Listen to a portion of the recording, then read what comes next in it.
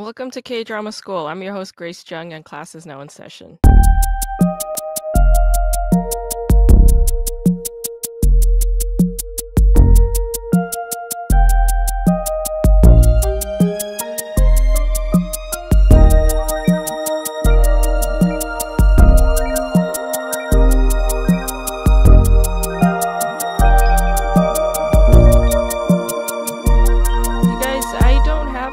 Drama to cover today. I'm sorry. This is the second week that I'm not covering a Korean drama.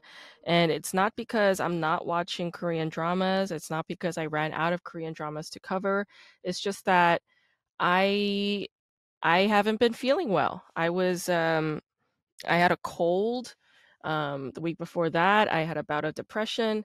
I was also traveling. I was out of town for the Flyover Comedy Festival, and that took the life out of me.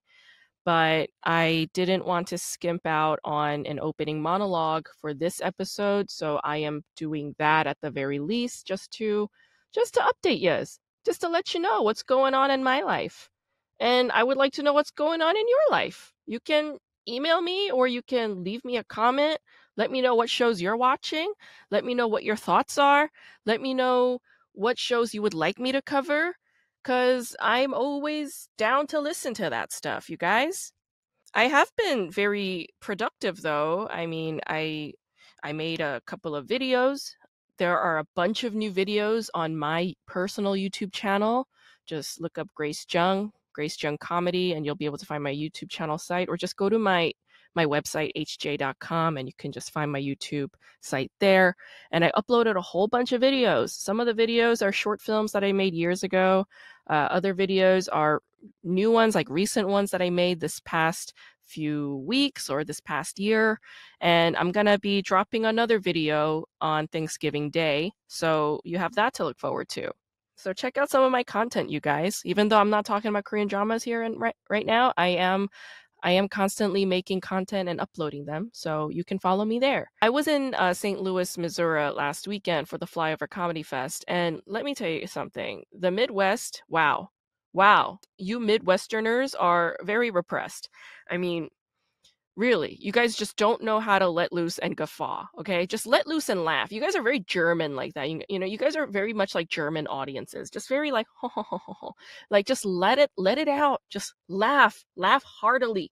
Let out your laughter. It's an involuntary response. Just let yourselves bask in the mirth that you experience, man. I mean, that's why I was just so off the first night, because I was like, these are jokes that I've done hundreds of times, and they always work. They always kill. And these people are just like got tepid laughs, lukewarm response. They look confused. They look like they're asking themselves, should I even laugh at this? Like they're looking at one another for permission. Like it was weird the first night that I was there.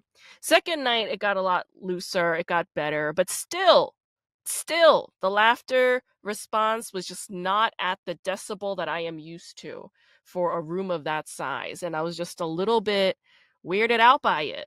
And I have to attribute it to the Midwestern vibe, the repressed vibe, man.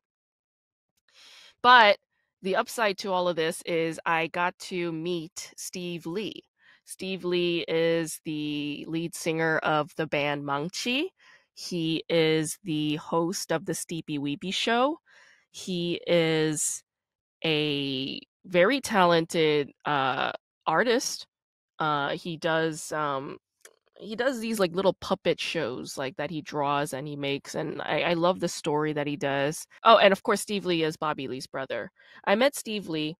I'm a little bit more on the Steve Lee vibe, because Steve is like into aliens. He's got a lot of heart to him. He's a little bit more connected to his emotions, whereas I feel like Bobby Lee is slightly disconnected from his emotions. In any case, I had a lot of fun connecting with Steve Lee. The reason why Steve Lee and I connected, though, like this is what happened. I'm staying at the Cheshire Hotel. That's the hotel that the Flyover Comedy Festival people had to deal with. So I'm staying at the Cheshire Hotel, and I see Steve Lee in the lobby with all these other white guys. Like he's just surrounded by an orbit of white dudes. And even though I wanted to say hello to him and approach him, I just didn't because I was like, I don't want to have to fight through a bunch of white guys to get to Steve Lee tonight. So I just said, you know what, I'm gonna see him again. I know I'm gonna see him again. So when I see him again, I'll say hi then. I went for a long ass walk, about an hour and a half walk from the hotel to the venue. I just wanted to go for a walk, and it was very beautiful. I cut through the Forest Park in St. Louis, and it was very nice. And when I got to the venue, I just had a little downtime, just some downtime to myself. So I was like sitting around, and I saw Steve Lee like come up the stairs, and he was right there in front of me waving, and I was like, "Oh, hey, I know you." So I said hello to him, and he and I have a lot of mutual friends because we both live in LA. We're both Korean Americans. So I was just like, kind of like naming people that he might know, and he was like, "Yeah, like yeah, I'm friends with him." I was like, "Yeah, like he's a buddy of mine." And he was like, "Oh, you're Korean." I was like, "Yes." And he was down with that. He was like glad to meet a fellow Korean. And I told him, I was like, "Man, it's weird here. Like it's very white and it's weird." And he was like, "Nah, that can't be."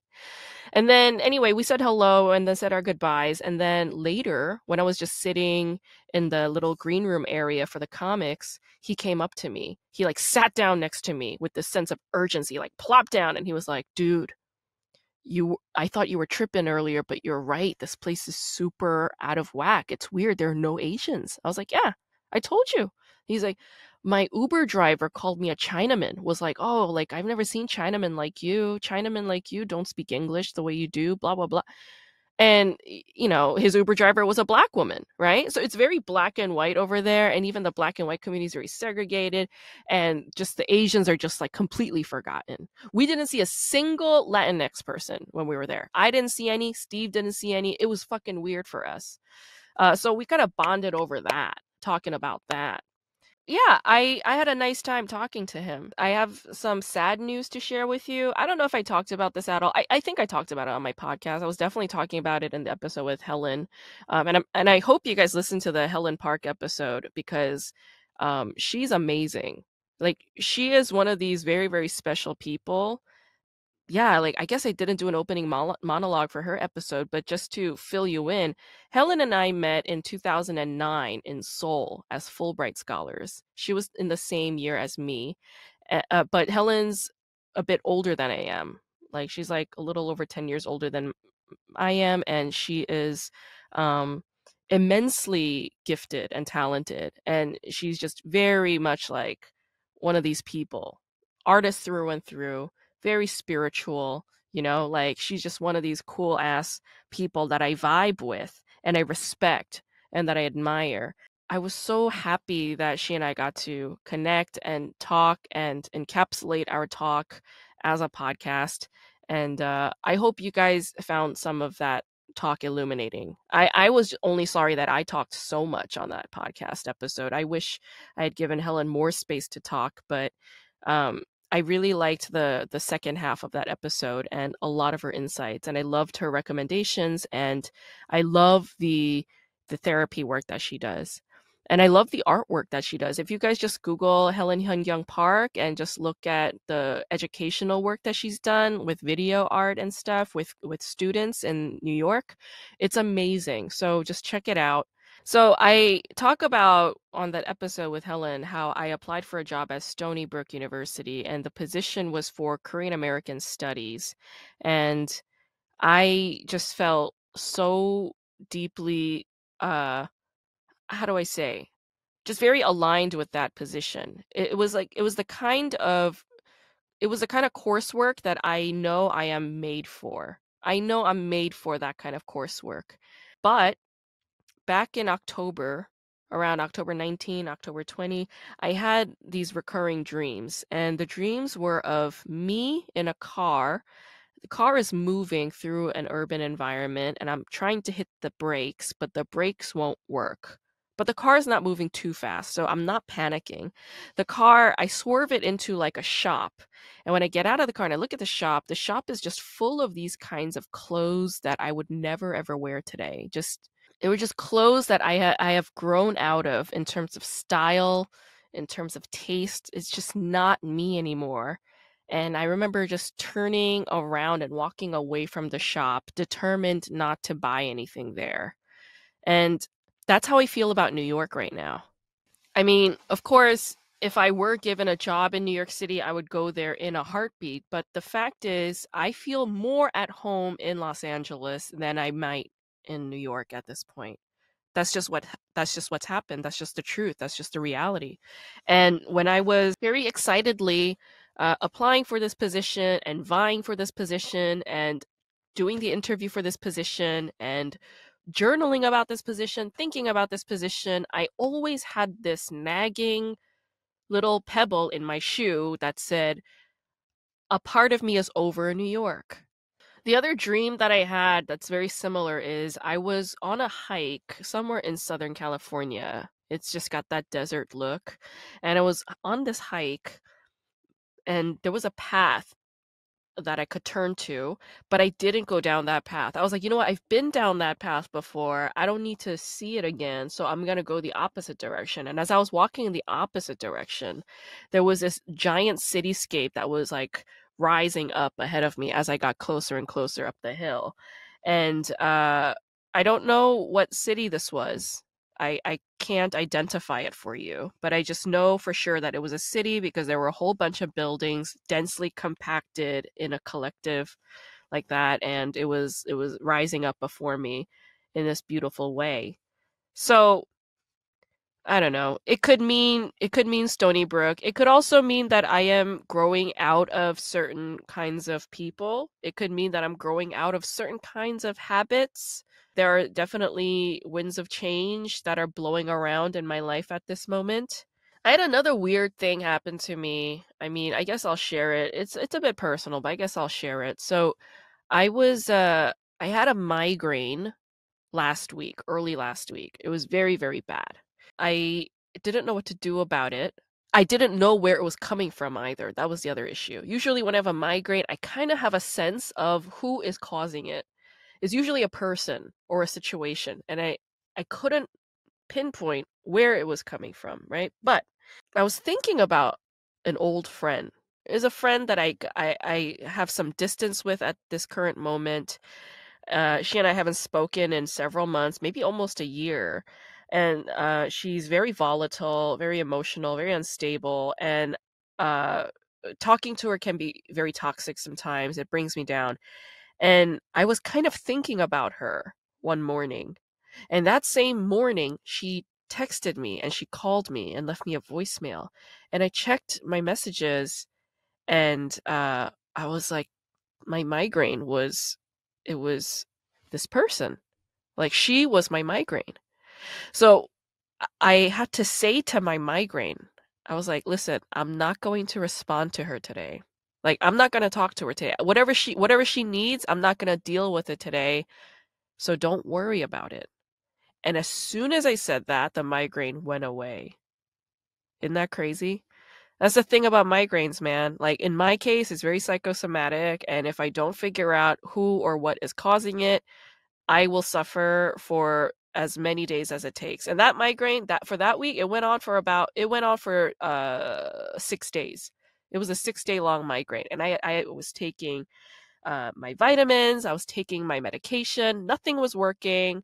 And as soon as I said to my migraine, I'm not going to deal with this person, don't you worry about it. We'll just have a nice day today. And it fucking went away. Winds of change, man. They are blowing about. They are fully blowing about. It is crazy. My book project has very drastically evolved into something different. Well, it's the same, but it's different. I just kind of had this eureka moment where I thought I was writing two separate books, but turns out I was writing one book. So I just decided, okay, I'm just going to scoop out everything from one book and put it into the other so that it's just one book. So I'm consolidating, I'm being efficient. And once I came to that eureka moment, it was like very comforting for me. I was like, okay, this is good. This is good. I can move on and be less blocked, right? That's the sad reality, you guys. I am not built to write a cheap ass, shallow, mainstream trade book, even though that was my intention. I wanted to do that with all my heart. I thought I could do it. I thought I was capable. Hey, turns out I'm not. I'm not. I can't do it. I can't do it. Uh, So it's not going to happen. That trade book is no longer going to happen. But the upside to this is my second novel is full on. My second novel is fully on at this point. It's been, oh gosh, it's been 10 years since I wrote my last novel. And this is fully happening now. So that's exciting. Isn't that exciting? I'm excited for myself. I'm congratulating myself today, you guys. Celebrate it. Celebrate.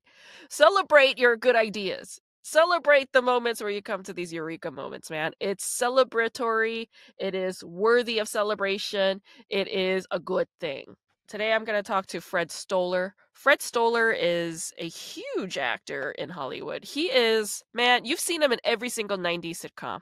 If you type in Fred Stoller, you'll see his face and you'll know exactly what TV show and what movies you've seen him in. He was in Dumb and Dumber. He was on Everybody Loves Raymond. He was on Seinfeld. He wrote for Seinfeld. He was on Friends. You guys, he was in everything. He was in some of these Nickelodeon shows with like Miley Cyrus and shit back in the day. You guys, Fred Stoller is the man. He's the man. And Fred's a new friend. He is now a new friend of mine. In fact, Fred and I hung out yesterday. Oh, here's a synchronicity that I could share with you. So I invited Fred to accompany me to an art opening for my friend Tomoaki. Tomoaki is a very, very talented abstract painter who lives in LA, and he had an art opening at this gallery in Beverly Hills. So I asked Fred if he wanted to accompany me, and he said sure. And he was like, if you come down through Laurel Canyon, then my house is very close to there. So I drove down Laurel Canyon, which is a very lovely drive. And when I got to the gallery with Fred, Tomoaki, the artist friend, he was wearing a t-shirt, a tie-dye t-shirt that said Laurel Canyon. And I was like, Tomo, I drove through Laurel Canyon just to come see you today. And he was like, ooh, synchronicity. And I loved that. I loved that Tomo said that. I was like, yes, you're the man. I love Tomoaki, man. Not only is he an amazing painter, but he's also hilarious. Tomo's the man. And Fred is the man. Fred took me to this great Mexican restaurant with his friend Lisa. We went to Escuela on Beverly Boulevard, and the tacos were fucking phenomenal. They had this corn there, this corn off the cob that was just buttery and delicious. It was awesome. But the downside is each taco costs $8. You guys, that is a fucking what? $8 per taco. Are they giant tacos? No, they're not. They're normal sized fucking tacos, okay? They're very expensive, but is it good? It's very good. I would strongly recommend the branzino taco. I strongly recommend the shrimp taco. I strongly recommend that you order the corn off the cob when you go to Escuela on Beverly Boulevard.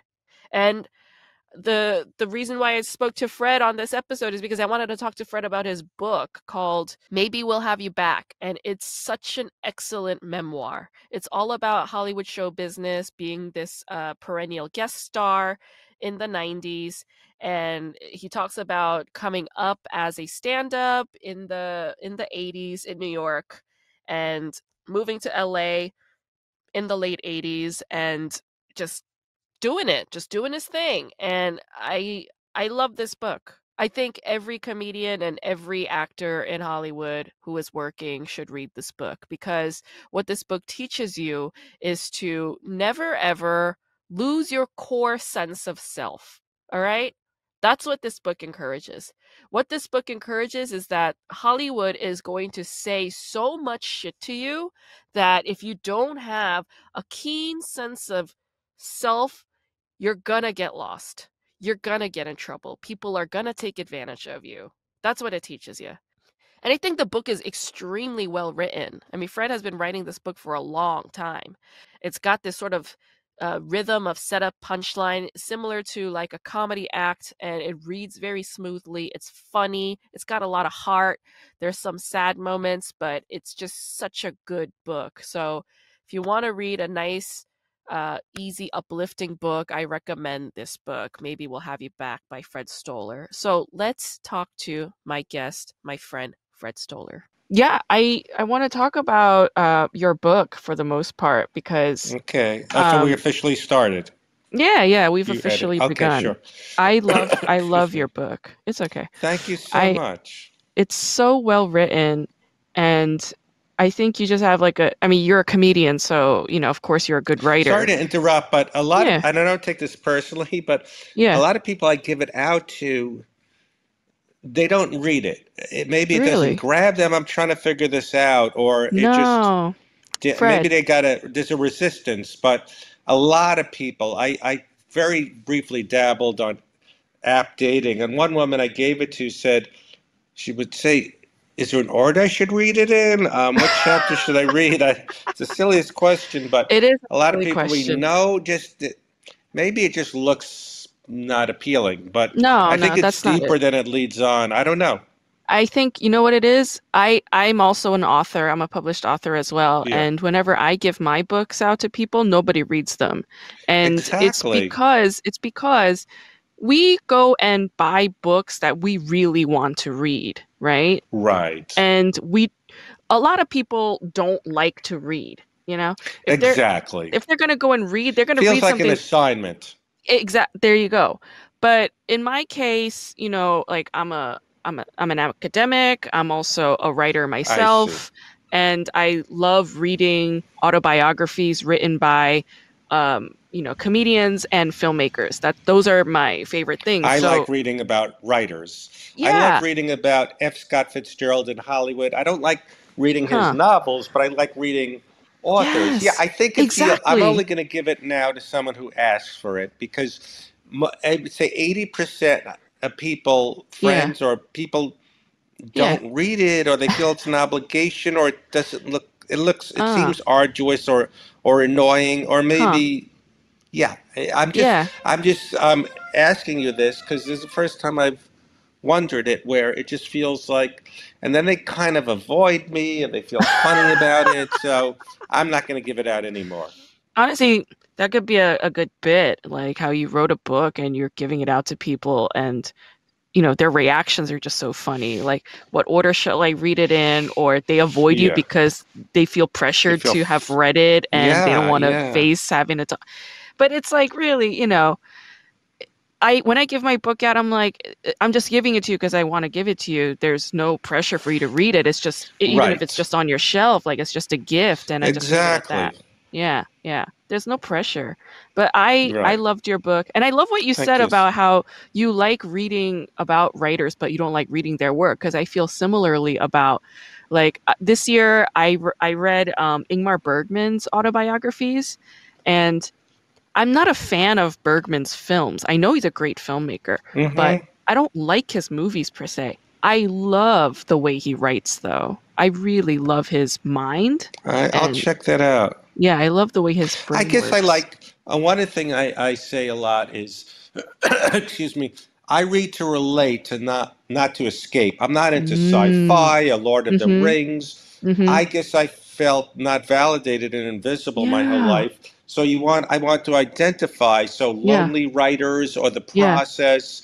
Yes. So for a while I don't like detective books, but I like there's a lonely detective because I like to make analogies to my life. Like I Sure. feel like I'm a lonely detective. So Yeah. yeah, I like reading about writers, F. Scott Fitzgerald, Yeah. old Hollywood, Uh-huh. what Hollywood was like in the 40s, just to relate. Sure. And I noticed that you look for that kind of relatability in almost everything, like even the way you watched movies when you were younger, how you related to Right. all the side You're very supporting smart. characters. Yeah, Yeah. people don't pick up a lot. Yes.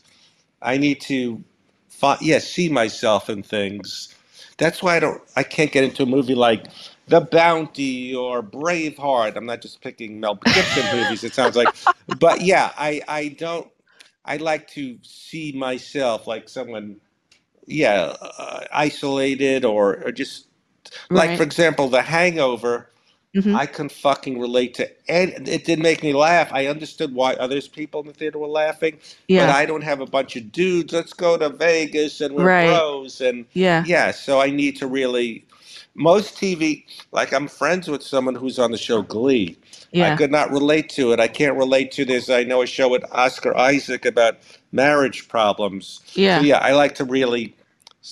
see myself in something. Yeah. Yeah. And it's very specific too, the kinds of characters you remember, like, that character from Midnight Cowboy with the whole shrimp Right. thing. You actually referenced that twice in your book, is what I noticed. And I referenced it Saturday, just 2 days ago. My friend had a birthday party, and I wasn't. And it sounds like a Curb Your Enthusiasm bit where you said there was food. I meant a meal because there was just crackers and stuff. And he said, "All right, Yeah. I'll go get you some leftover food." So he brought me leftover, and I felt like Ratso again. Yes, Yeah, yeah. yes, This is Fiona's birthday party. yes. Yeah, yeah. Fiona, do you know who she is? No, but we missed you at tennis. Actually, that's right. Fiona Dourif, Brad Dourif's daughter, who is one of the stars of One Flew Over the Cuckoo's Nest. But she's a Oh cool yeah. lady in her I own right. love So that. I mean, that's an amazing he movie, was One the Flew Over. stutterer. Oh my Yes. gosh. I mean, such a Yes, yes. Again, one of the characters that yeah. resonated with me Yeah. growing up in the 70s. Yeah. And I think most people resonate with those kinds of characters. I mean, most people I've known all my life, at least, people who just feel odd. A lot of artists feel this way. They feel like they don't belong to their family. They feel like they don't belong to schools that they go to. See, I don't resonate with the new freaks and geeks kind of the brooding kind of animator kind of goth or whatever, the ones Hmm. into computers, because at least they have camaraderie. They had each other. I was so isolated. Now Yeah, nerds are so cool. They're into that's robots true. and comic books. So Yeah. Even that's it been sort doesn't do of the new hijacked by Misfits. Hollywood. Hmm. Yes, exactly. Yeah, yeah. No, but no, I understand that as well. And that a lot of that stuff is like constructed by this Hollywood imaginary too. Um Yes, the misfit isn't such a misfit there. I remember I was watching I think the comedian's a comedy, Patton Oswalt, before he really made it big. He yeah. was talking about comic books. He goes, "Yeah, not everyone gets me. I'm at the comic books. That's the most mainstream thing. Yeah. You're acting like you're such an outsider because you're into Yeah. comic books." Yeah. Yeah. I think maybe also it's kind of like this. And I sort of felt this way as I was reading your book a little bit. It's like there's something incredibly um, existential and raw and almost like ugly that we don't want to face this fact of existence, which is that we are alone, right? Mm-hmm. We are born alone and we're going to die alone. That is a certain Mm-hmm. fact. But you're somebody who, I feel like to the core, is very aware of this as a reality. And Yeah. you encounter it moment by moment, and many writers do this, but like the way that Hollywood constructs those kinds of misfits, they don't face that reality, that morbid reality at all. Yeah, that's And so interesting. yeah, and so I think Hollywood needs to create that by removing that sort of morbid encounter and hire hot or sexy people who do diet, who don't eat anything, who get plastic surgery and have a personal trainer, and they put those people there because those are the kinds of people that people want to project and see and imagine Right. themselves to be. Well, a lot of people were upset with my book because it hit a note because I don't overcompensate and act like cool or like the cool Largo comedians, Mm, yeah, that I'm not overcompensating and it hits a yeah. nerve because they see themselves in me and I'm not like there's people now there's a new neurotic people, but they're cool neurotics, hip neurotics, like Mark Maron or Adam Goldberg. They're neurotic, but they're cool and sexy because they act cool. Or So that always intellectual. annoys They're me. intellectuals. Yes, yes, yes. But, Yeah.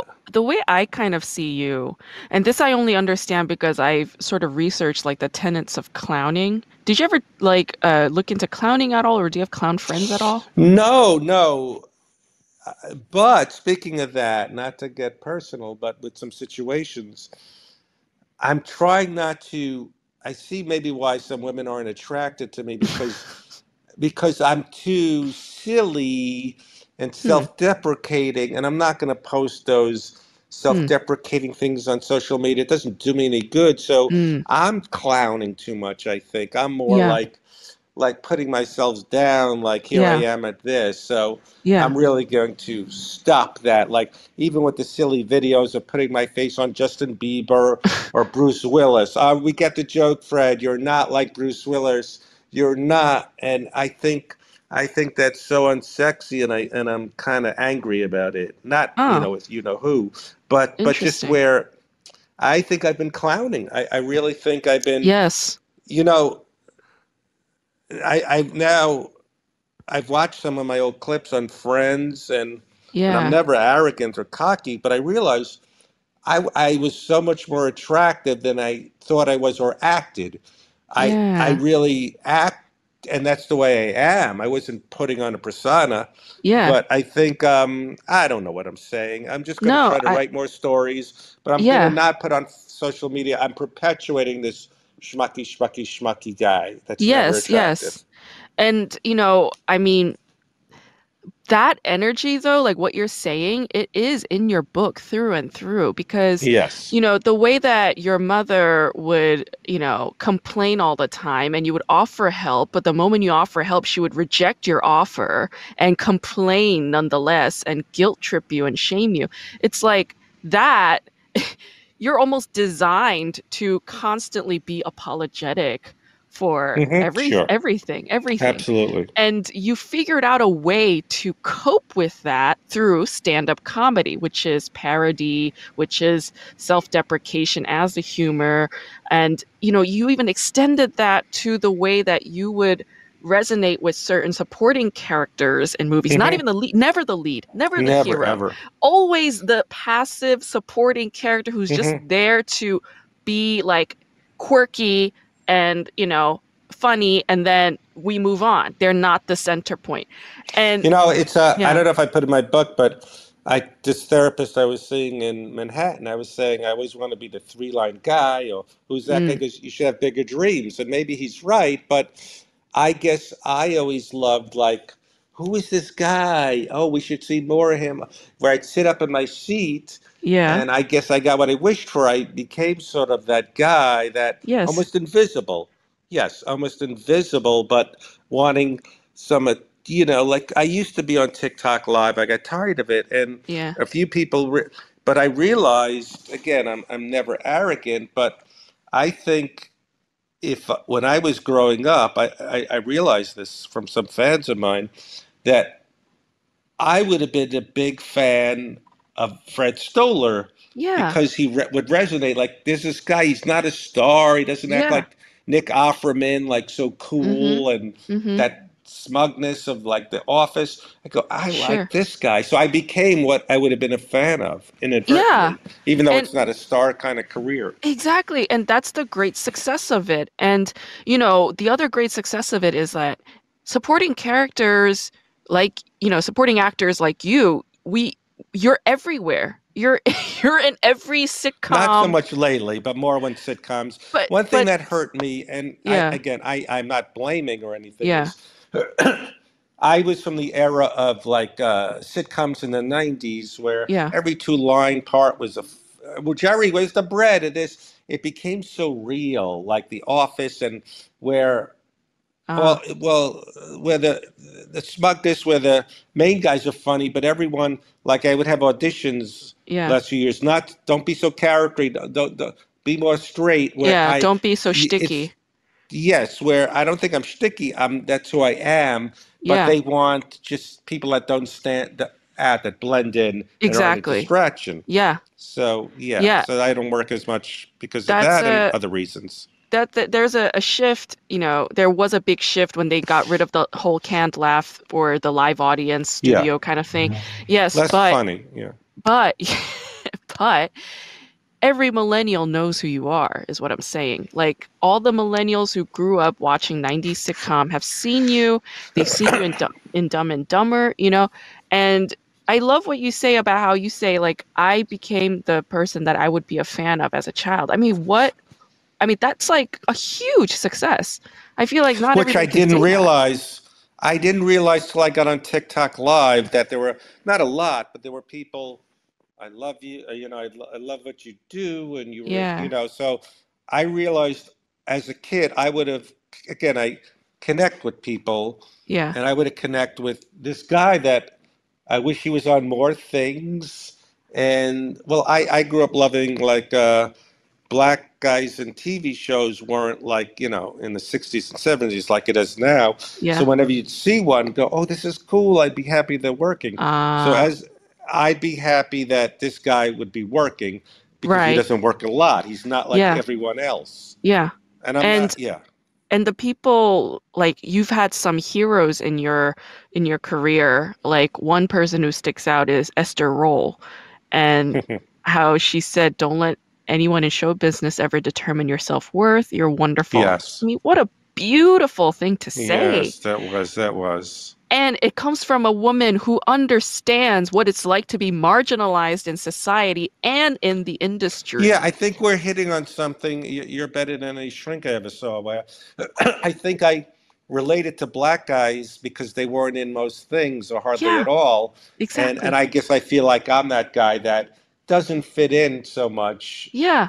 to the mold. Hmm. So I would like when he'd pop up and stuff. Yeah, and even Yeah, like, your I mean, he's no longer with us, but your old friend Vinny, who was differently abled, right? He was right. agoraphobic and possibly maybe Asperger's-y. I Yeah, yeah, yeah, and we look back and know these terms, it right. explains a lot more of people. Yeah. Yes, Yeah, he was probably on the spectrum, but he was your buddy. Like he was the guy that you loved calling and just yes, updating yes. about your life. And um, I just I love how much heart your book has. I guess that's what I'm Oh, saying. thank you so Yeah, much. yeah. But it was also funny, like the kinds of well, I'll talk about the other hero that I love when Joan Rivers wanted to call your mom up and give her a Oh, talking see, to. you're into some of these specifics that no one else has picked up on. No No, one, but I that made a was you. list. I was like, oh, this is one Oh, I category. see. You had another hero when Treat Williams stepped in and defended you because some first AD was snapping at you. And Wow, wait a yeah, minute. Wait a you were minute. on good advice and No, an I AD. remember that. I remember just I Yeah. idolized him and I loved him and it's so funny. I guess I don't remember that detail. Yeah, like Yes, yes, yes, of you guys were course. Thank you. talking, Yes. and the AD Yes, because Treat yes. Williams was Yeah, asking you questions and you were just answering. exactly. Yes, yes. Exactly. Yeah. But Oh my he, God, that was so he amazing. isn't that I was just like, these are moments, they're rare, but there is a pattern. There is at least a collective few who have done this for you, and it's because like you're a little more withdrawn, you're very introverted. Right. You like to keep your head down, and you like to, you're also very anxious about getting fired or being called back, Yes, and yes, yes. you have all these anxieties, and there are these people who stand up for you, right? And just kind of Yes. like meet your need so perfectly in that moment. And it's also like a surprise to you because you're like, oh, this is Hollywood. Like people wouldn't dare, speak up or clap back, but here they are doing it and being a hero to you. And I was just like, oh, this is such a wonderful moment. And I love how you remember it enough to put it in the book too, you know? Oh, thank you. Yeah. The part that really stuck out for me also was the time that you were writing for Seinfeld. And Larry David, to an extent, was a kind of a coach and hero to you too, in that he would coach you on how to approach himself. What a brilliant assessment. Yes, Yeah. and then I didn't do it right. Yes, yes, yes, But yes. you did. You would take bold risks. Like, when Larry David was like, be more aggressive when you make pitches. And one day you did take him off, take him But the up on that pitch was offer. so bad. And Yes, he basically said, that's stupid. And then yes, yes, but then yes, he yes, immediately turned around and apologized and said, well, I did tell you to come and yes, pitch whatever, so I'm sorry. Right? So yes. it wasn't about you, it was about Larry David. There's so many, You're making me realize yeah. that this book maybe is so subtle, and Hmm. you get a lot of the subtleties that were not intended when I wrote it. But yeah, Hmm. just by No, just it's recollection. it's a really great, I think, roadmap. Not even a roadmap, but just, yeah, a roadmap of how to not take things so personally in show business because everybody's fucking crazy. And Uh-huh. um, to even be careful of people who approach you like a mentor, like a friend, like that Well, guy, there was the other Perry, mentor who I right? ended up getting a restraining order against, who Was it I didn't Perry, the mention his guy? name. I didn't mention his name in the book, but he was so, he said the book ruined his life, his career. He's nuts, and I had to get a Okay. restraining order because he would bang on my door, leave notes, Oh threaten my me. fucking God. So remember that mentor, Was Perry, he yeah, Perry on on Seinfeld. Yeah. Seinfeld. Yes, Yeah, he was such a nightmare, you know? And it was crazy what happened after the book. Yes, yeah, but I mean that doesn't surprise me at all that he did those things because he just seems like a narcissistic, bipolar potentially just bipolar, yeah, probably. like he just seems like he has a lot of problems and you know, I don't know. Like the one thing that I admire about you though is how you always handled everything with good graces, even though internally you might be roiling in some kind of anxiety or self-doubt or second guessing, externally you would always be cordial and polite and listen and respond and not be like a dick to anybody. You would always maintain a nice cordial and considerate kind of Yeah, uh, it's hard. Yeah. social relationship with To others. some people that were, and not there was some people after the book that were bullies and Really? yeah, just some Well, people. But hmm, I what are think you gonna people do? think they Yeah. could bully me, or they do bully me because I don't act like a Joe Rogan or an Ari Shafir, Right, and right. they have their issues, and yeah, Yeah. It's so you know. funny how you say you're not like these toxic men. I Well, mean, I'm not saying I'm perfect, or they're women they're haven't been really mad at me toxic about kinds of stuff. guys. When you were writing for Seinfeld, you were saying how you had to like dump your journal for story ideas and stuff. Hmm. Like what was that pressure like dealing with that? And did it ever at times feel like you were selling away your entire life rights to some extent? I didn't look at it that way. I mean, some quote unquote friends have criticized me in that, I'm going to run out of idea, or that I don't have imagination. Like, why do you always write about yourself or the loser guy? Can't you Huh. write a film noir? So some people have made it like, but that's all I do with any kind of situation. Like when not for the money, when I was on this animation show, Handy Manny, I had an opportunity to write show Yeah. episodes. But that's why I couldn't write on a show like King of Queens, like where they fight over the covers or the medicine cabinet. I Uh-huh. never had that life. So Huh. with everything, it's always from what happened to me. And Sure. yeah, I Yeah. don't have that kind of imagination or, yeah. Like when So, there was a younger writer who said that nothing bad ever happened to him, so he had yes, to yes, make yes, things up, and that amazed you. Um, yes. but here's another true fact of writers is that writers are the best writers when they write what they know. So, That's what the cliche is. But yeah. yes. And well, it's the same, excuse me, with actors. Like, when you'd have agents act. Well, if you're an actor, you should have range, or why can't Hmm. you not have your accent? Or Yeah. some agent wanted me to audition a few years ago with Fargo, and you had to do a Fargo accent. I go, I can't do it. Well, you're an actor, so Yeah. it's. I wish I had more confidence earlier on to embrace I am what I am, and yes, it may have limits, but Huh. rather than trying to be an act or a writer who, there are some writers, and a good friend of mine, great guy, he is, and another friend of mine who writes books, they're more like a reporter where they don't really have their own voice, but they're very Yeah. smart at like studying something and embodying. Let's say we want you to write about the first gay black guy who was an architect. There was a guy like that, who Okay. something like that, and they'll Yeah. get inside his head. I'm not so good Right. at that.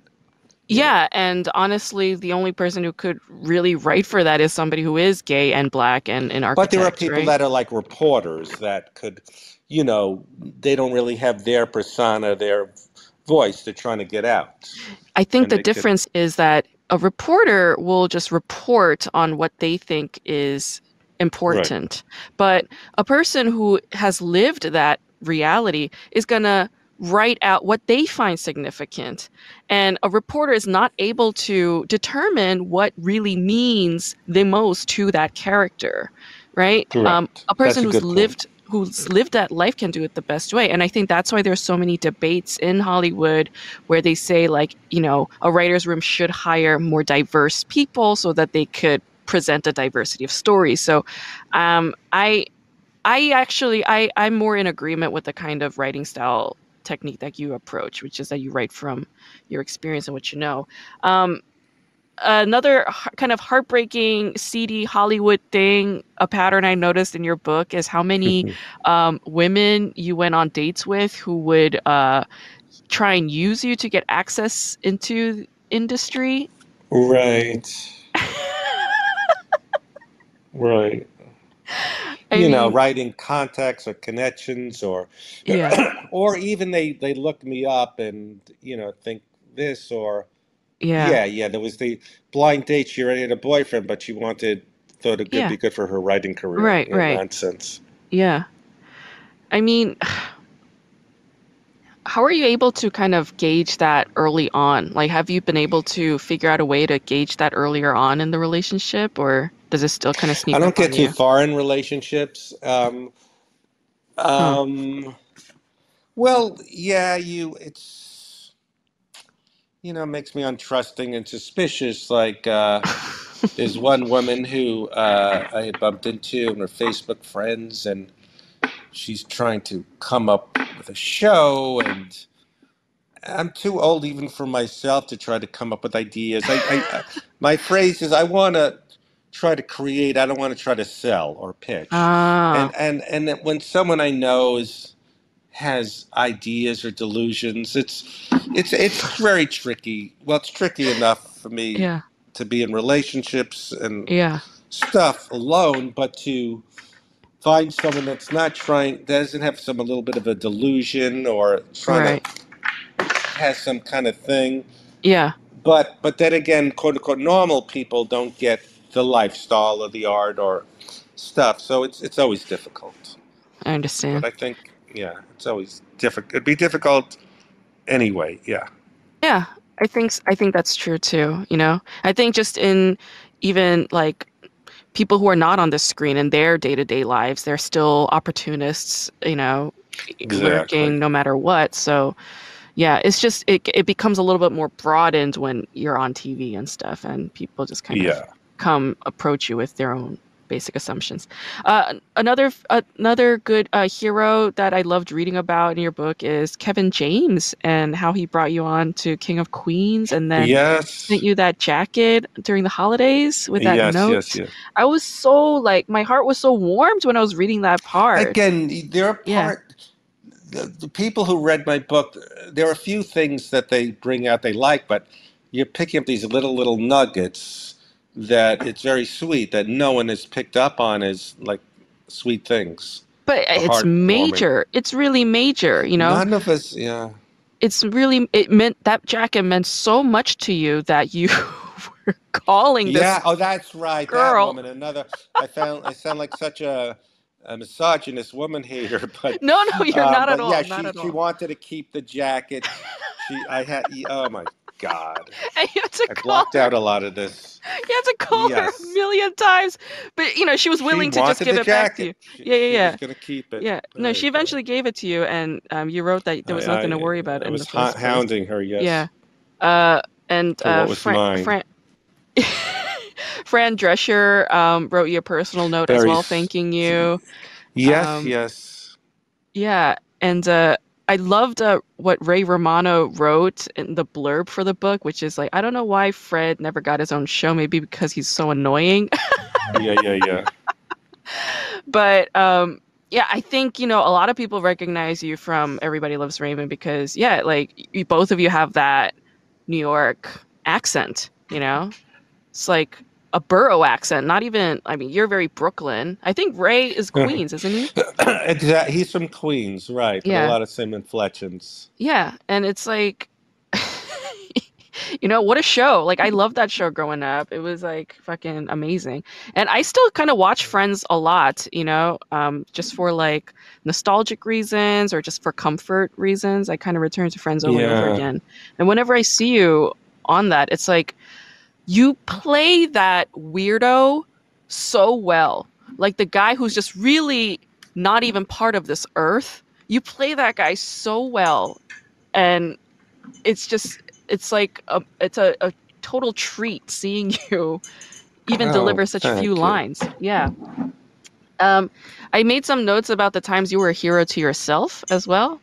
Like, I loved that short paragraph when you were writing about how you would call to check your messages back in the day. Right. The And technology has changed. We don't yeah, beep in. You're young, but yeah, yes, before now I hold this by me and the texting and the emails.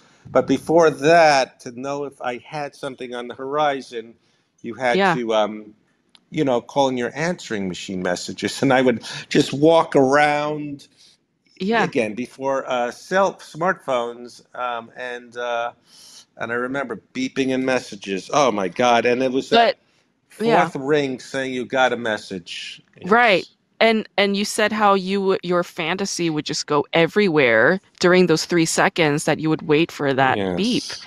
And I feel like that kind of fantasizing or daydreaming is heroic work to your inner self and artist. I do think so because you're Well, remaining, it's yeah, excuse me. It's in hindsight.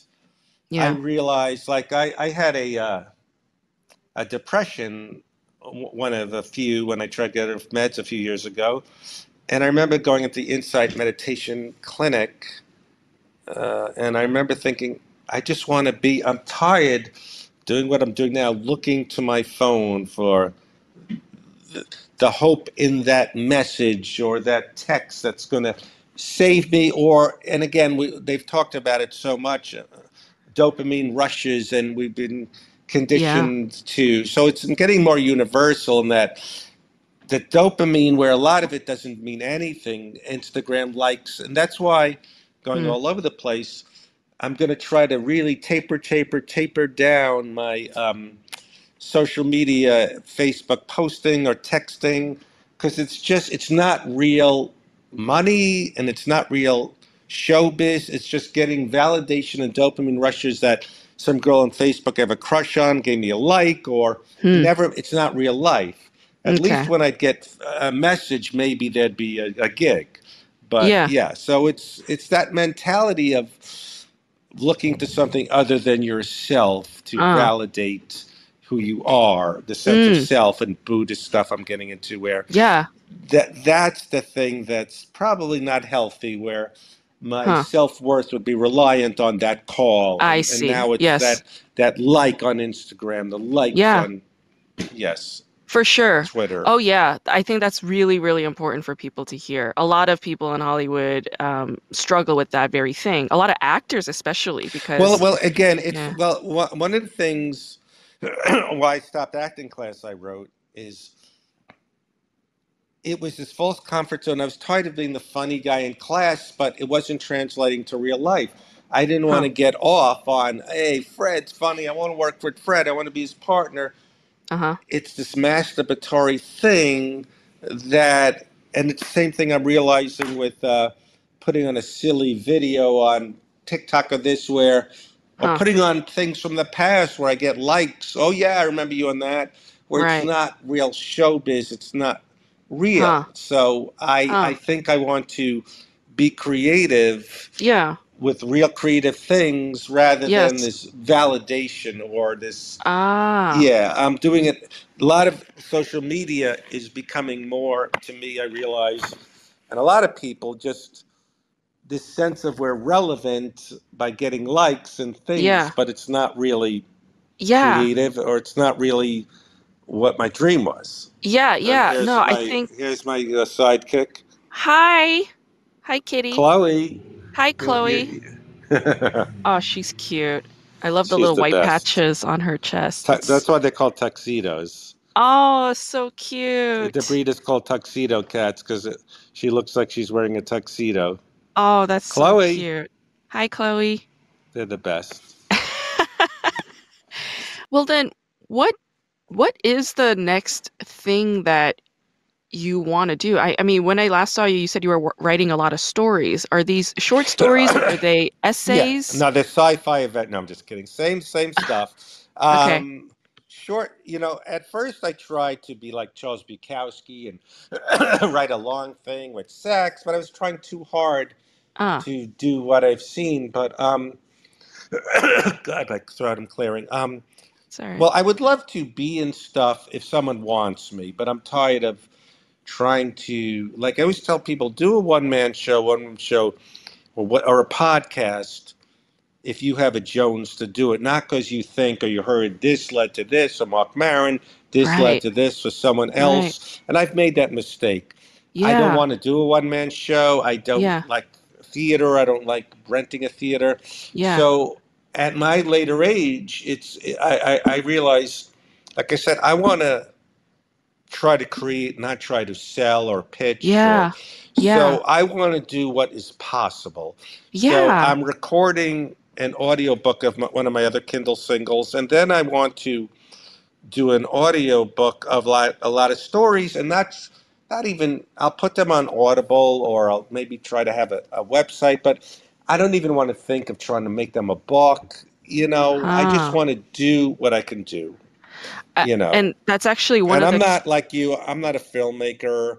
I yeah. don't know how to do that. I have no, Yeah. I don't even know what the red camera is, or I don't know about shots. So I just want to, I Yeah. think you got to do, and I'd love to pop up and stuff, but I realize that's if someone wants me. I would love For to do it, but I'm sure. not interested in auditioning for Yeah. anything. Yeah. I mean, you've really earned that. I mean, you've been in show business for decades, and um I love what you're saying. It's so important. Like nowadays with social media, especially things like TikTok, you have these quote unquote social media stars or quote unquote influencers who get one video that goes viral and then they suddenly get a deal in Hollywood or they get an agent. Right, right. And when it comes to actually really having the chops for show business, they end up not having it because Well, that, not only that, but like I yeah, said, and they used to have Vine. If you're good at doing Vines and that's your love and passion, right? do it. But my concern is like I had dinner with a really good guy, a friend, Yeah. um, and he's not doing so great. And he's trying to figure out algorithms and Oh, putting things out in the right time and the right to put them out the right length. And right. and it's kind of disheartening because he's hoping if he figures out the right algorithm, it could lead to this, but it's not really any love of it. When you're trying to figure out the business, there's screenwriters that tell you, when you try to figure out this is what they're looking for, by by the time you do it, they're looking for something else. Or when you're trying to do either TikToks or Vine or write a screenplay because you think this is what they're looking for, this works, it doesn't work. You know what Sure. I mean? So Yeah. so so yeah. So there's one way they don't have the chops, but there's the other aspect when my friend is trying to do TikTok and all these things because he heard someone made Uh-huh. money from it that Right. way or that'll lead to Right. something when Yes. he's just trying to figure like when I had Fred and Vinny in film festivals, Yeah. I was Some very trying to push prestigious it. ones too, like Telluride. I mean, that's huge. No, no, Yeah. no, no. It was Slam dance? Slam Dance. Yeah, yeah. That's still a very big one. Yeah, Yeah. yeah. And so this guy and I had a problem with my friend Mm. who wanted to hire someone to figure out how and the best way to submit them to film festivals when people create jobs that don't exist or experts when there's no way to like, oh, if you submit in the third week on the this that it's just bullshit when people are our self-anointed experts say, I'm going to Yeah. tell you when you put something on TikTok and Yeah. how long it should be and what the titles are. And Yeah.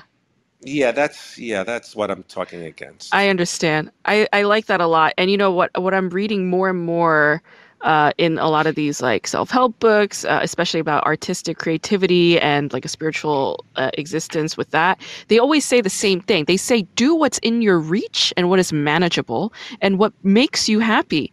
Those are the three ingredients Right. to not Not burn out, to not burn out.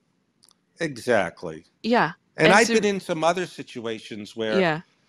like, I've been in with someone who has an in with podcasting, Yeah. and I was killing myself to come up with a podcast when I'm not like a Bill Burr or an interviewer that could do it week Huh. after week after week. Yeah. Or, and I never, it's not my dream to be a podcaster. Huh. Um, but I was forcing it. And then this podcast studio had access to a green screen and go, we want green screen content, little bits. And I Huh. drove myself fucking crazy trying to come up with little green screen segments when it's not my passion, it's not my dream. So Yeah. sometimes some of us, like me, fall victim to like we like this is a farce. It's silly. I thought I had an in to a guy that does ski movies, and I Yeah. wrote a ski movie when I don't know anything about ski movies. So sometimes that's a thing where we fall victim to where well some people can adapt to anything, but I'm not the guy like yes I know someone who could do comedy parodies videos. Yeah. I'm making that up, but Right, and then I'm right. trying to come up with comedy parodies. So yes, do what's in reach, and what's Do in what's reach for me is doing yeah, audible kind of yeah. stories. And people love your voice. They do. Like, you know, that's why you're getting a lot of voice acting auditions and gigs. And I know you did that Octopus children's show. Oh, that was a long time ago. Yeah, Oswald. But you know, like you have a distinct voice that people recognize and remember, and I Well, it's the think same that's a great thing. idea. People want me if they want me. I don't fit into puzzles, a New York kind of Yes. Jewish accent, so Yeah. which is a good thing. They And want to me. They yeah. yeah And to have that attitude, I'm gonna go where I'm wanted, that is also yes. enormous. That's something a lot of actors Took me don't a long realize. time to come to it. Yes. Yeah. Well, that's the Yeah. way I feel about women, where I briefly got on the dating apps, Yeah. and it's like I want a man who makes a margarita, or you see what I.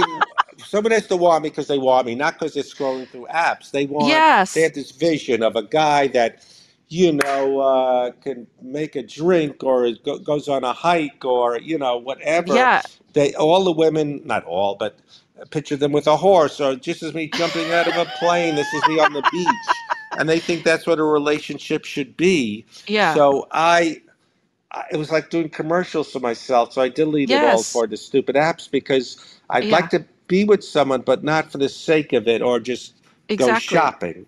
Um, Yes. my friend, she's a very funny comedian, Crystal Adams. She said something that really was a marvelous thing. She said, "I got married to the person I wanted to marry." A lot of the Right. times, people say, "I want to be married," and so that's Right. not the right starting point.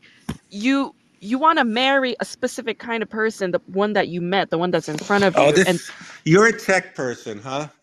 no, no, I I'm not a think. tech person. Oh, okay, because something may be wrong with my battery. I have to move because Oh, it just goes just low, plug it in. low, like in a minute, and it's a new computer. So maybe I'll. Oh, it's a new All right, computer now I'm is doing sitting that. here. Okay, good. Yeah. That's totally fine. Yeah. Yeah, but that's the way I felt. It took me a while to feel that about showbiz. Like when I was younger, we would look at the breakdowns. Why aren't I getting pilot auditions? Uh-huh. And I want someone who wants me, has me in mind, either a Yeah. friend, a woman, or showbiz. Yeah. Yeah. Yeah, I think that's the best attitude to have. And I also I was laughing really hard. I was reading the last couple of chapters of your book when I was at Starbucks in Studio City. And I was laughing really hysterically when you wrote about the time you did a comedy show on a cruise. And there was a couple pointing at you, talking about how you were eating by yourself and how sad you looked. Right, And I right. was dying laughing. I was just dying because I'm like, what? It's not their fucking business, first of all, to make, and then all of a sudden, all these people, they were all kind of crowding around you and like making this observation. And then you eventually had kids knocking on your door saying that you sucked. I was like Oh my God. hysterically laughing. I thought it was so funny. Um, and the thing is, the other reason why your book is so fun and engaging to read is because you write the book like you would write a joke. I mean, a lot of them have setups and punchlines. Like that's how you have this sort of rhythmic way of writing, you Thank know? you. I tell people who ask advice about screenwriting or any kind of writing. I don't do stand up anymore. You can't dabble. But what helps with stand up is you get an innate sense of rhythm, Yeah, which you need in almost any kind of writing, yeah, just naturally. And so yeah, but because like you'll be watching a movie, right? uh-huh. And don't you get a sense, oh, they're having fun, something bad's going to happen. Yep, So you when I feel it. people ask advice about writing, you just yeah. So it helps stand up with you get a rhythm, and you Mhm. and you know and you feel it. You should feel it when you're writing, like, all right, now something has to happen. Yeah, a little pacing. That kind of rhythmic understanding and intuition is important in any kind of artistic pursuit. You have That's it what I in meant. Yes, music. You have it in music. You also have it exactly. in editing, in film editing, you know. That's very important. Uh, yeah, so yeah, getting in touch with that vibrational essence, yeah? I mean, that's sort Yes. of key. That's really key. Jackie Cool. Yeah. Monahan knows a lot about that stuff, the whole vibrations and all of that Oh shit. yeah, She and I yeah. read similar books around that. Another really hilarious but heartbreaking, it was heartbreakingly hilarious, is the time that you had to do a voiceover audition for a Oh typecast yeah. written for Fred Stoller and you didn't A land Fred it. Stoller type, and I didn't get it. It's happened a few more times, but I guess I realize it means they want someone like me, but not me. Yes. It's or it's too obvious. Yes. Oh, Yes. That's oh my God. I've realized that's happened to a lot of actors. Yes. Oh, of It's more course. Of common, course. yeah, than you would think. Because again, it's their perception of who and what you are, not who you actually Well, are. yeah, when you say that, that's interesting because years ago, I would get a lot of auditions, voiceover, where they wanted Ben Stein type, and I'm nothing like Ben Stein, but I guess Yeah. because I'm a little low key, Yeah. he's high. You know what Ben Stein is, obviously. No, no. He Who's that? he well, he was the Ferris Bueller guy. Bueller, Oh, Bueller, okay. why do you talk like that? Or they'd Yeah. ask for a Stephen Wright type, Yeah. and Stephen Wright and I are low key, but I like it's Stephen not the Wright. same thing. Very Hi, different. at Arco, we love when you do this, and Yeah. and whenever you have a Chilean, yeah, and it's yeah. So that's an interesting thing to say, a concept of what they think I am, but and they bring me in, but it's not that. Yeah, And this also happens a lot in show business. They bring somebody in for a role and you audition, but they realize they don't want that thing. They want you. Like that also happens a lot. So they sort of change things based on who they find. That's also happened right. quite a bit. Um, Whatever happened to the Gate show? It was fun, and I actually, speaking of TikTok, I edited them to 1 minute bits, and people love them. But if someone had the juice to, one of the things I learned from that, and from books where you need blurbs, or again, when I would try to pitch things more, Yeah. it's always who can you get, and I Oh, think I got to a point where I said, I don't want to do things contingent on who I would bug. It's yes. kind of funny. Even when I would do a Twitter, like, can you tweet this? Some people, I don't want to be like Fred, the late great Fred Willard. He Huh. did so many favors for me. Fred and Vinny, The Gate Show. Yeah. Another thing, I want to do what I can do, not try to, bug celebrity friends like Drew Carey or whoever or Jimmy O Yang.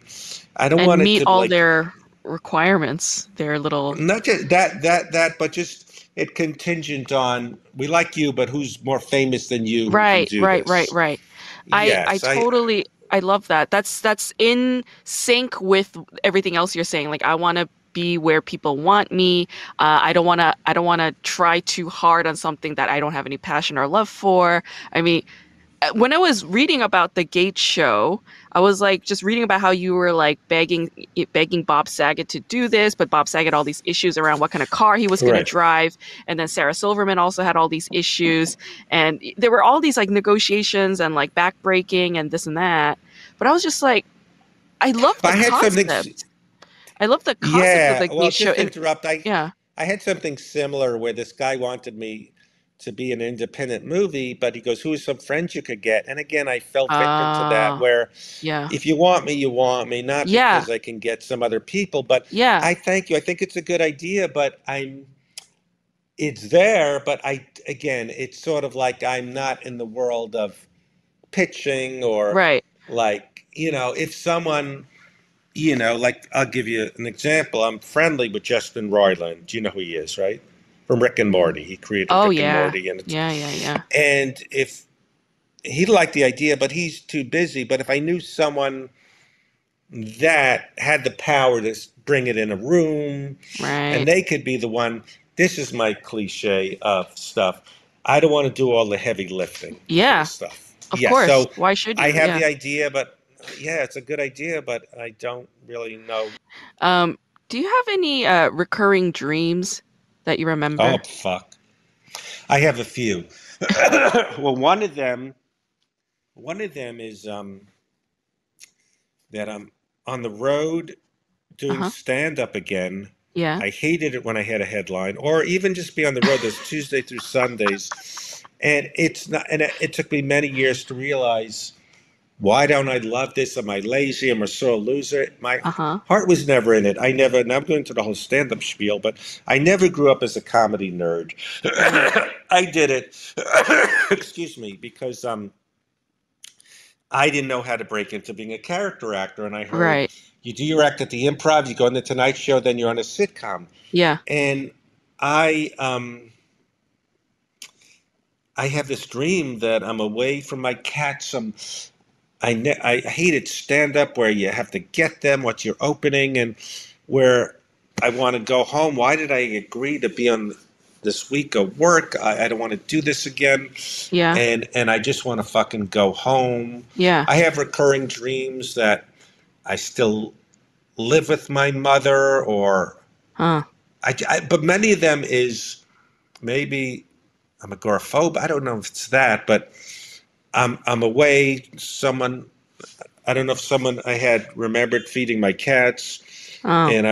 I'm like in some Arizona or Tempe, Ah. I just want to go home. I never loved Mm. stand up. I never loved it. And Jackie, our mutual friend, Yeah. never got. Oh, come on, you're funny. Let's do it. Why don't you want to do open mics? I never under some people. Yeah. I don't get that. It's no appeal to me. Everything Yeah. about it, Yeah. everything. So I have nightmares. I'm back on the road, out of That's town. that's interesting. That Or yeah. this is pretty hacky, the cliche. Uh-huh. Uh, I have another recurring dream where I'm on a sitcom. We're Uh-huh. doing a network run through, which I talk Yeah. about in my book, Yeah. and I can't find the script. I never looked at the script, Ah. and the ADs don't have copies of it, and I needed my hands. I Right. had one the other night or morning, where I said, okay, I'm just going to bomb. Fuck it. I don't need it. And another recurring nightmare I have is we talked about my Seinfeld year, writing on that and trying to come up with ideas, and I was striking out. Well, Yeah. I'm back on staff at Seinfeld, and I'm not coming up with ideas, and all the Harvard writers are Ah. good at it. So I have a Yeah. lot of recurring dreams. You know, I heard the same thing about SNL, that people who wrote on SNL still have dreams about it, even like a decade after, because it was Oh, such yeah. high pressure. That's really interesting. But you know, the I think the through line through all of it is that you want to return to home, which is the place where you're Yeah. comfortable, you could be the most yourself, and you're You're brave. with your cats. So And you know what? Like you end up doing that anyway, always with it throughout your book as something You I know, when saw I that you, take an edible when it's working well, yeah, I have this um, enlightenment, that insight. You know, a yeah, lot of things my mother put me down for, that I've never yeah, been married, I'm always alone, I don't work yeah, all the time, whatever. When I'm really clicking with an edible, I realize what I've always judged myself, or my mother's judged me about. Maybe this is all I really want. Maybe I really want to just be by myself yeah, and just nap when I want. And yes, maybe what I always thought I was a loser about yeah, and judged myself is really what we want. I yeah, mean, is what we think is so bad is what we want. yeah. And yeah, so To have peace and freedom and yeah, be, or not just that, but yeah, Alan Watts, who you should look into, he's okay, amazing, fucking amazing. Listen to his YouTube stuff. He's fucking amazing. okay, He said that I'm stealing it actually from him. He goes, what we're having is what we is real. If you could sit and design what I want for Grace Jung, what I want for uh-huh, Fritz Stoller, it's probably what we have right now. yeah, If we could really say this is what I want, and let me write the script, is what we're having, and we don't yes, realize that. that's the absolute We truth. think we're Yeah, miserable, we think we want this or that, but I probably, even mm-hmm, though, mm-hmm, let's say I've had the frustrations, I've never been a series regular, mm, I've never, I probably want what it's been, and I don't realize it. I yeah, probably, if I was like 7 years on Third Rock from the Sun, yeah, I'd have a lot of money, a nice house, but I every day coming in with the same craft service guy, hey, and the yeah, script, and I probably think I want that, but I probably want to have different adventures, to have different pop up, rather than if I was a multimillionaire from, yeah, like I said, 7 years of, yeah, whatever, Third Rock from yeah, the Sun. yeah, Maybe I think I really like having this guy that pops into things, yeah, a lot of little things than the one thing. So yeah, really, I beg you to look up on YouTube, listen to Alan Watts talk, I and will. then you'll get read his books. I think yes, Thanks for that it's recommendation. please, yes, It's always about perception. And exactly. I think that's why meditation and the whole mindfulness practice is so valuable. It's really being present because the more you think about the future and what you're lacking in this present moment and what you want in the future, the more you do that, the more miserable you become. But the more you Absolutely. pay attention to what you have in this present moment, which is that you have the miracle of being alive, that you're able to see with your eyes, talk with your mouth, walk around on your two legs, that you have your health, and that you are in a safe space, which is your home, and that you have a home, and that you can go to your fridge and get whatever you want to eat. Like all those things are happiness, they're satisfaction. Yeah. And it's like it's a made up construct of pilot season or this or Yes. that. Yeah. So it's Yeah. yeah, I, you are just you should be well, not a shrink, but you got it. Yeah. So very brilliant. I uh, I Very do that on brilliant this podcast a insights. lot. Thank you. I appreciate that. I think Yeah. having a PhD helps. I think reading a lot of books on mindfulness and on self-help helps. I think having my own Yeah. therapist helps. I There's a think one Paul Gilbert wrote a great thing about okay. compassion. Paul Gilbert. Paul Gilbert. I'll send you the link. Yes. Okay, Paul Gilbert. I'll write him down. About he wrote the book on compassion and mindfulness. Oh. Um, so yeah, that amazed me. Yes. So Hmm. yeah, it's just sometimes I go back to the other old minds sometimes, and I got one of my mindfulness things. They said when your mind goes there, go thank you, not now. Went to Oh. that, Yeah. but Or yeah. Have you studied evolutionary biology? That no. has a lot of this. No, it has a lot where it constructed to, Yeah. because of to get the genes in the next generation, Yeah. like our minds are designed for not what it is anymore, being like the caveman fighting. Everyone's a threat. I want Yes. my status. You Right. know, Uh-huh. my food, my Right. again the Right. status, Uh-huh. this guy I got to show I'm the best, I'm the threat Sure. because everyone was a threat and everything Uh-huh. was fighting for food, Right. and our minds are designed not for what the world is now, but like Right. to not feel satisfied, to get the Sure. genes in the Sure. next generation, like Yes. to want the next sexual thing, the next food, the next, and not be satisfied. Yeah. We're not designed that way, and we got to evolve because we're Yeah. designed to just want to keep putting sperm out there, just kind of procreating and just keep wanting to do that. But so Yeah. evolutionary biology fits into the whole mindfulness. So Oh I'll send you yeah. some links for some books Thanks. that are Appreciate that. amazing. Yeah, no, when I read about these guys like Joe Rogan taking testosterone and, um it's like, okay, like I get it, but it's like we're not really physically living in that kind of culture of threat all the time. Exactly. But there are societies that continue to live with that. Like Syria, for instance, they're in a place of war. Any country that Or has a just place the of tribalism. Yeah, right. Yeah, yeah. tribalism. Yeah, but it's like we live in fucking LA, like it is just we can tell our brains that we're safe a lot more and not overreact with defensiveness or anger at the sight of the slightest inconvenience, which is Well, more that's and more why, like he was saying, comfortable. with road rage, it's like, we're designed for that for our many thousands of years ago ancestors. Everyone's a threat, but yeah, I'm Yeah, going to email you some links when we stop this thanks. of books that I love and read over and over. Yeah. Um, do you have anything you want to plug or? Well, I'm going to be putting out the audio for 5 Minutes to Kill.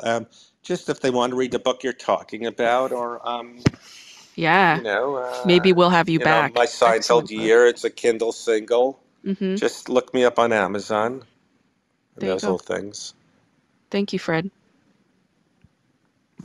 Thank you. You are amazing, and I will send you some links, and we'll be in touch.